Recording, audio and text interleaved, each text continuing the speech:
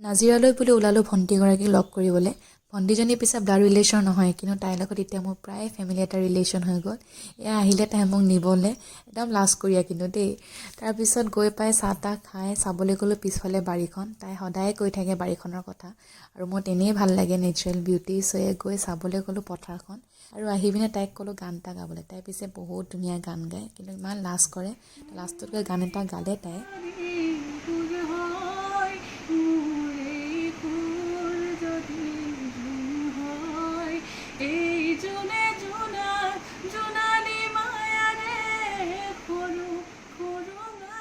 তাৰপিছতে দিনৰ ভাত খাবলৈ হ'ল আৰু দেখিছেনে ইমানকেইটা আইটেম দিছে। মাছৰে চাগে 3টামান আইটেম আছিলে। ভণ্টিহঁতে জইণ্ট ফেমিলি হিচাপে থাকে আৰু গোটেইখিনি একেলগে আমি ভাত খালোঁ।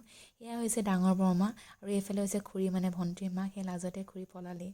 তাৰপিছত আমি গধূলি ভাত চাত খাই অলপ ফুৰিবলৈ গ'লোঁ আৰু এয়া হৈছে মাজুৰ বৰমা।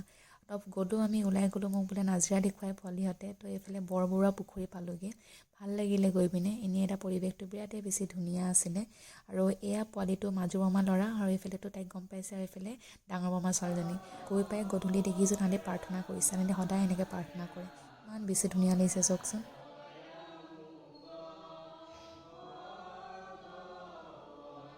তাৰপিছতে ঘৰৰ গৰু গাখীৰ খাব দিলে গধূলি, আৰু এইফালে খুৰীয়ে হাঁহ মাংস বনাইছে ৰাতিৰ কাৰণে। ৰাতিলৈ অলপ বিহু গালোঁ সকলোৱে মিলি। ভণ্টিয়ে আচলতে গান গোৱাৰ লগতে তাই বিৰাট ধুনীয়া ঢোলো বজায় আৰু লগতে ভাইটিয়েও বিৰাট ধুনীয়া গান গায়। গোটেইকেইটা সৰুৰে পৰা কালচাৰৰ লগত জড়িত আৰু বিৰাট হেঁপাহেৰে তাহাঁতি বজাই আছে। চাওকচোন ইমান ধুনীয়াকৈ গাই মিলি পিটি বজাই আছে।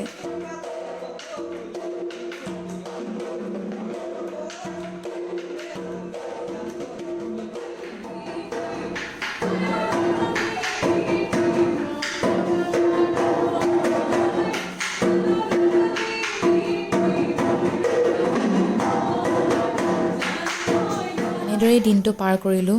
এদিনৰ কাৰণে গৈছিলোঁ, কিন্তু ইমান বেছি মৰম পাম বুলি ভবা নাছিলোঁ। ইমান বহুত মৰম দিলে সকলোৱে মোক। ঘৰৰ মানুহখিনিও ইমান বেছি মৰমীয়াল। সঁচাই বিৰাট ভাল লাগিলে। আপোনালোকেও জনাব কেনেকুৱা পালে ভিডিঅ'টো চাই, আৰু কমেণ্ট ছেকশ্যনত জনাব। তেন্তে আৰু ভিডিঅ' লৈ আহিম। আজিলৈ আহিছোঁ, বাই।